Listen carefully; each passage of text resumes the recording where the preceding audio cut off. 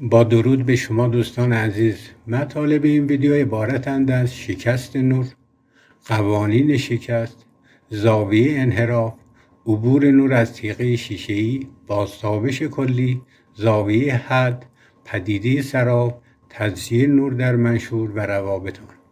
لطفاً لایک و کامنت ویدیو رو فراموش نفرمایید. ابتدا بریم سراغ شکست نور.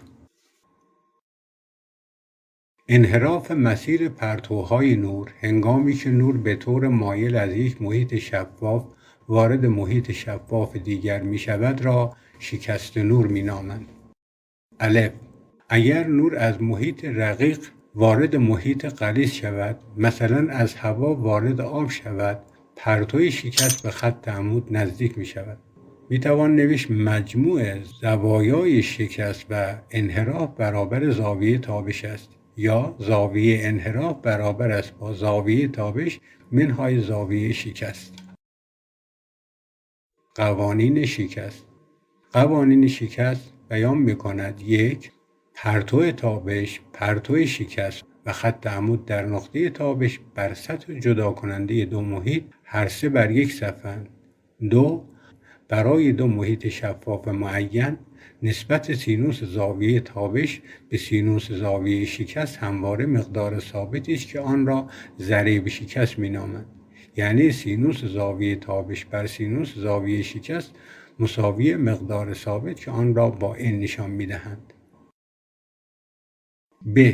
حال اگر نور از محیط غلیظ مثل آب وارد محیط رقیق مثل هوا شود، از خط عمود دور می شود. در این صورت دی مساوی است با زاویه شکست منهای زاویه تابش. دلیل شکست نور در محیط شفاف دوم تغییر چگالی محیط است. اگر محیط دوم غلیظ باشد، سرعت نور کم می شود و برعکس اگر محیط دوم رقیق باشد، سرعت نور زیاد می شود و همین مسئله باعث شکست نور می شود. عبور نور از یک تیغه شیشه‌ای ضخیم. وقتی پرتو نور به طور مایل وارد شیشه می شود، به دلیل چگالی بالای شیشه به خط عمود نزدیک می شود. همین پرتو وقتی از شیشه خارج می شود، از خط عمود دور می شود. موازی با پرتوهای ورودی است، ولی پرتو خروجی در امتداد پرتوهای ورودی نیست. به همین دلیل شیء در مکان دیگری به نظر می رسد. این مقدار نزدیکی از رابطه زیر به دست می آید که بستگی به ضریب شکست شیشه و ضخامت شیشه دارد. عمق ظاهری و عمق واقعی. اگر از بالا به ته آب نگاه کنیم، عمق واقعی آن دیده نمی شود. پرتوهایی که از اشیاء ته آب به چشم ما می آیند، هنگام خروج از آب شکسته شده از خط عمود دور می شوند و امتداد پرتوهایی که به چشم ما می رسند در نقطه بالاتر از عمق واقعی به پرتوهایی که به طور عمود خارج می شوند برخورد می کنند.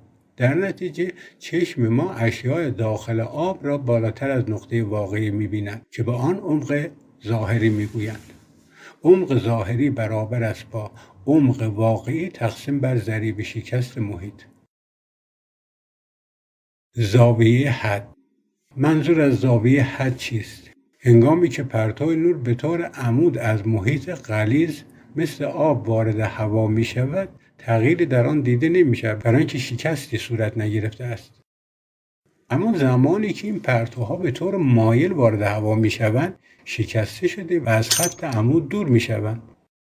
حالا زاویه تابش را افزایش دهیم، زاویه انحراف هم بیشتر می شود. هرچه زاویه تابش را بیشتر کنیم، پرتوهای شکست بیشتر منحرف می شوند.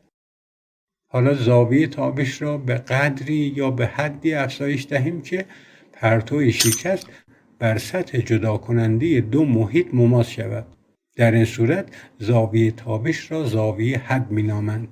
در این حالت زاویه شکست به 90 درجه می رسد. زاویه حد را با I&C نشان می دهند. حال زاویه تابش را باز هم افزایش دهیم به طوری که زاویه شکست از زاویه حد هم بیشتر شود. در این صورت پرتوهای تابش پس از برخورد به سطح جدا کننده دو محیط بازتابیده شده و به اصطلاح بازتابش کلی رخ می دهد.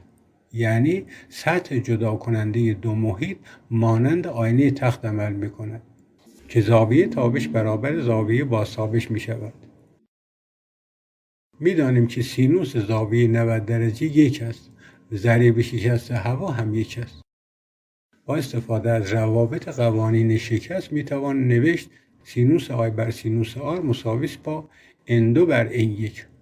اگر به جای ضریب شکست محیط دوم و سینوس زاویه شکست یک قرار بدهیم می توان نوشت گفتیم که زاویه تابش یعنی زاویه آی برابر زاویه حد است، یعنی آینده سی. پس سینوس زاویه آی برابر سینوس زاویه آینده سی است. می توان نوشت زاویه حد برابر است با 1 انوم.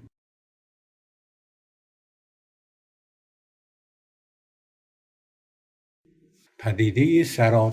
پدیده سراب هم به دلیل بازتابش کلی رخ می‌دهد. بریم ببینیم این پدیده به چه صورت اتفاق می‌افتد. در روزهای گرم هوا در لایه‌های بالایی سطح زمین خنک‌تر است. بنابراین هوا در این لایه‌ها غلیظتر است.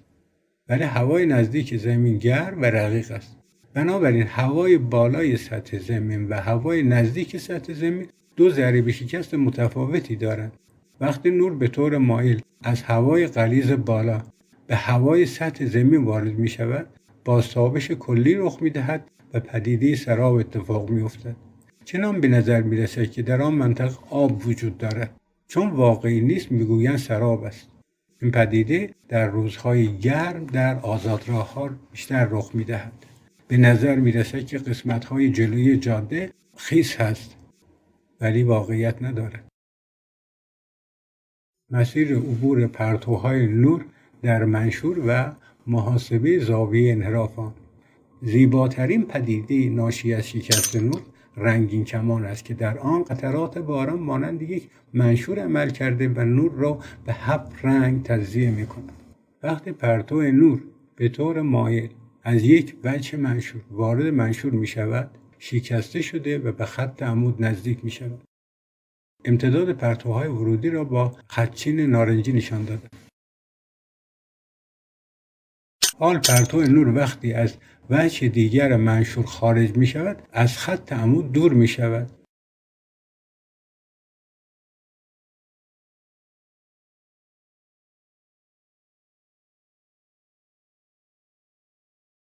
زاویه انحراف برابر است با آلفا به علاوه آلفا پریم. می توان به جای آلفا نوشت آی منهای آر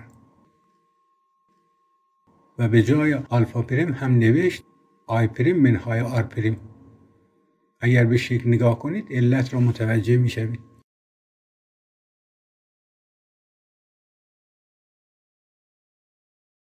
می توان نتیجه گرفت زاویه انحراف منشور مساوی است با آی به علاوه آی پریم منهای زاویه آ.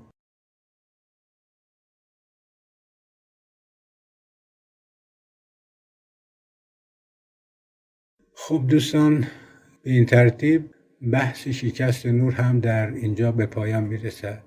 امیدوارم براتون مفید بوده باشد. لطفاً لایک و کامنت ویدیو را فراموش نفرمایید. ایام بکام، سلامت سرافراز باشید. بدرود.